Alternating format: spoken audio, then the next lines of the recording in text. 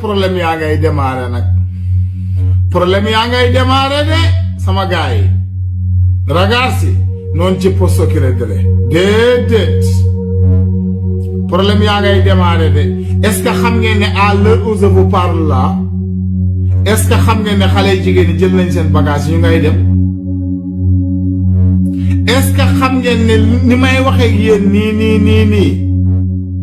jigéen ñi ñu bari génn nañ TikTok bi jël nañ seeni bagage ñi désinstallé nañ seeni application TikTok génn nañ TikTok bi parce que mère yaa nga daje naan xale bi du xale TikTok xale bu baax la woon du xale statut du xale Instagram mère bu leen ñu yàqal nag sunu liggéey ak sunu business nag nekk ci TikTok bi taxuta bon nag lu yàlla bind ci sa jë rek mooy am nag ku yàlla ne moo lay takk